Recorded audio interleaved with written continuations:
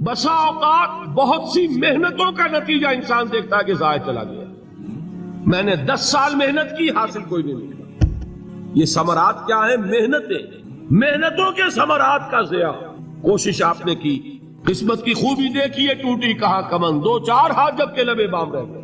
Be prepared. ایک شاعر کے یہ اشعار ہیں، وہ کمیونسٹ تھا، میں نام بھی نہیں لیتا، لیکن یہ کہ یہ اسی انقلابی، چونکہ ان کا بھی ایک انقلابی نظریہ ہے، انقلابی عمل میں یہ سارے مراحل آتے ہیں۔ کوئی سیٹ بیک آیا، فرض کیجئے کوئی ناکامی ہو گئی، تو اپنے ساتھیوں کو دل بندھانے کے لیے یہ فصل امیدوں کی ہمدم اس بار بھی غارت جائے گی، سب محنت صبحوں شاموں کی اب کے بھی اکارت جائے گی۔ میرے نبی کے ثمرات کا جو لفظ یہاں آیا ہے، وَنَقْصٍ مِّنَ الْأَمْوَالِ وَالْأَنفُسِ وَالثَّمَرَاتِ، سب محنت صبحوں شاموں کی اب کے بھی اکارت جائے گی۔ دھرتی کے کونوں کھدروں میں پھر اپنے لہو کی کھاد بھرو، پھر مٹی سینچو اشکوں سے، پھر اگلی رت کی فکر کرو، پھر اگلی رت کی فکر کرو، جب پھر ایک بار اجڑنا ہے۔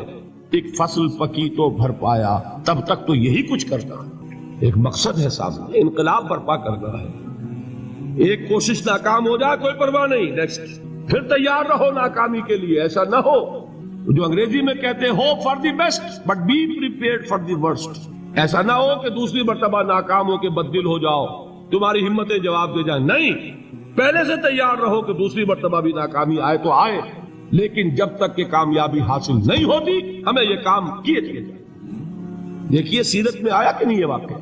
بدر میں مسلمانوں کو فتح ہوئی تو احد میں زک پہنچی کہ نہیں؟ 70 صحابہ شہید ہوئے کہ نہیں؟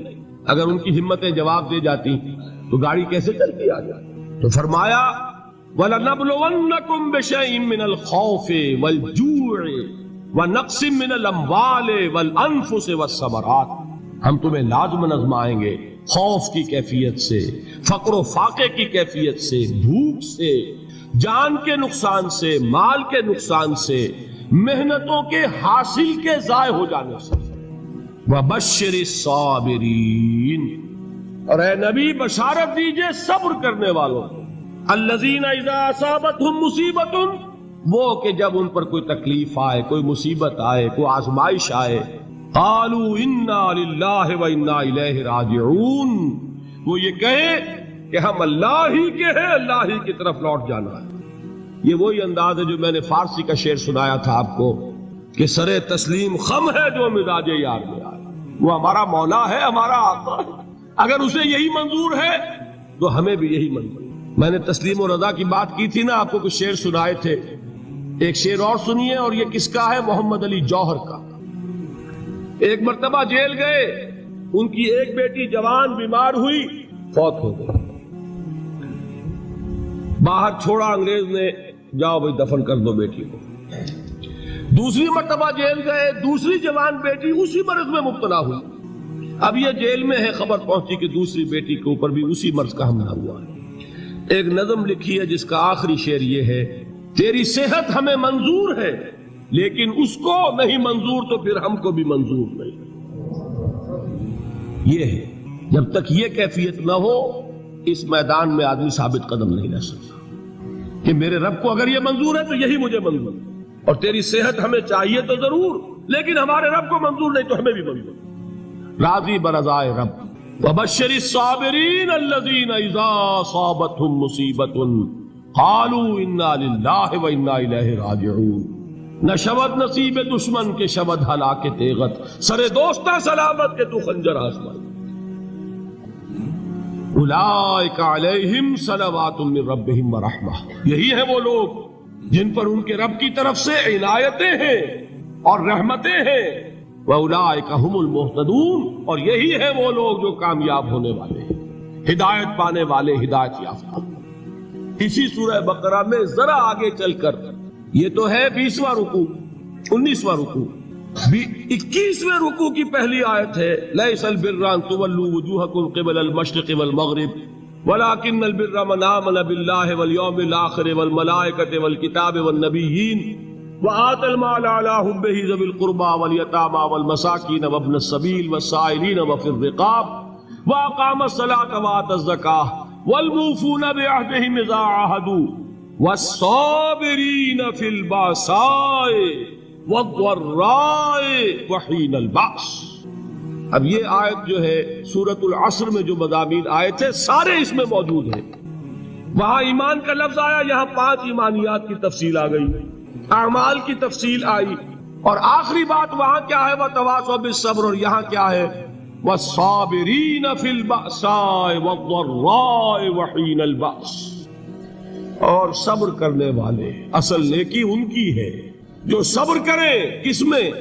جنگ کے وقت، ضرائے، بأسائے، بأسا کہتے ہیں فقر اور فاقہ، واحد آئے گا باس تو اس کے معنی جنگ، اور بأسا جمع میں آئے گا تو فاقہ، فقر، بھوک، اور ذرائے جسمانی تکلیف، ضرر، جسمانی تکلیفوں میں صبر کرنے والے، فقر اور فاقے میں صبر کرنے والے، اور جنگ کے وقت صبر کرنے والے۔ اولئک الذین صدقوا واولئک هم المتقون، یہ ہیں وہ لوگ جو صبر کرنے والے ہیں، یہ ہیں جو سچے ہیں، جو اپنے دعوے میں نیکی کے اور ایمان کے صادق ہیں، اور یہی وہ لوگ ہیں جو متقی ہیں۔ اگلی سورت ہے سورہ آل عمران، اس میں 2 لفظ آئے ہیں، آخری آیت، یا ایھا الذین آمنوا اصبروا وصابروا ورابطوا واتقوا اللہ لعلکم تفلحون۔ دیکھیے یہاں صبر اور صابر، جو تعلق جہد اور جہاد کا ہے وہی ہے صبر اور مصابرت۔ صبر ایک طرفہ عمل ہے، آپ جھیل رہے ہیں، برداشت کر رہے ہیں، صبر علی المعصیہ، صبر علی الطاعہ، صبر علی الابتلاء، یہ سب کیا ہے؟ صبر۔ اور مصابرت کیا ہے؟ صبر کا صبر سے مقابلہ۔ یہ سورہ آل عمران اب وقت نہیں ہے، میں آپ کو سناتا اللہ تعالیٰ نے کیسے کیسے مسلمانوں سے کہا، مسلمانوں تمہیں زک پہنچی ہے تو انہیں بھی تو پہنچی تھی، ان کے 70 نہیں مارے گئے تھے بدر میں، ان کے حوصلے جو ہیں وہ تو پست نہیں ہوئے، وہ اگلے سال آ گئے تم پر چڑھائی کر کے، تم کیوں اتنا برا مان رہے ہو؟ تمہارے دل اتنے زخمی کیوں ہو گئے؟ تمہیں تکلیف پہنچتی ہے تو انہیں بھی پہنچتی ہے۔ اپنی غیرت جو ہے ہمیں ذرا اس کا جائزہ لینا چاہیے۔ لوگ باطل نظریات کے لیے کتنی قربانیاں دے رہے ہیں، لوگ باطل چیزوں کے فروغ کے لیے کتنی محنتیں کر رہے ہیں۔ جیسا کہ میں نے ابھی کہا تھا، اسی غیرت کو چیلنج کرنے کے لیے، ذرا آپ کی حمیت دینی کو جوش دلانے کے لیے، قادیانی نوجوان کتنی تعداد میں اپنے آپ کو دین کے لیے وقف کرتا ہے، اور آپ کتنے نوجوان ہیں جو اپنے آپ کو دین کے لیے وقف کرتے ہیں، اور وہ کھاتے پیتے گھرانوں کے لوگ۔ یہ نہیں ہے کہ اگر کوئی اور کام نہیں کر سکتا تو پھر یہ ہے کہ وہ دین کے کام میں لگ جائے۔ باصلاحیت لوگ، کھاتے پیتے لوگ، ذہنی استعداد رکھنے والے لوگ، اونچے گھرانوں کے لوگ، وہ وقف کریں اپنے آپ کو دین کے لیے۔ اس کے بغیر کیسے باہر آ جائے گی، کیسے رونق آ جائے گی؟ تو دنیا میں باطل نظریات والے جو ہیں، یہ بات کہی گئی ہے، مسلمانوں تم اگر توحید کے لیے لڑ رہے ہو، دیکھتے نہیں ابو جہل کو، اس نے گردن کٹوائی ہے شرک کے لیے، شرک کے لیے گردن کٹوائے، اور تم توحید کے لیے گردن کٹوانے کو تیار ہو؟ اس نے گردن کٹوائی کہ نہیں کٹوائی؟ اور کس طرح کٹوائی ہے؟ کیونکہ بڑا متکبر قسم کا، فرعون قسم کا شخص تھا، جب گردن کاٹنے لگے تو کہتا ہے ذرا نیچے سے کاٹنا، تاکہ جب تم نیزے کے اوپر چڑھاؤ میرے سر کو تو اونچا نظر آئے، معلوم ہو سردار کا سر۔ وہ بدبخت مرتے ہوئے بھی جو اس کی کیفیت تھی نا، اس کو ذہن میں رکھی۔ تو یہ اس لوگوں نے قربانیاں دی، جانیں دی، تو فرمایا اگر تم ان سے زیادہ قربانی نہیں دو گے، جو نوٹ کر لیجئے اس کو، مجرد اگر حق کو غالب کرنا اللہ کے ذمے ہو تو آنے واحد میں غالب کر دے گا، تمہیں تکلیف ہی دینے کی ضرورت نہیں۔ سمجھ رہے؟ کیا اللہ کے مقابلے میں کوئی باطل کی طاقت ٹھہر سکتی ہے؟ یہ تمہارے ایمان کا امتحان ہے، یہ تمہارے خلوص کی آزمائش ہے، یہ تمہارے امتحان کا ثبوت درکار ہے کہ اللہ تعالیٰ دیکھنا چاہتا ہے تم اس کے لیے اپنی جانیں قربان کرنے کو تیار ہو کہ نہیں، تم اس کے لیے تن من دھن لگانے کو تیار ہو کہ نہیں۔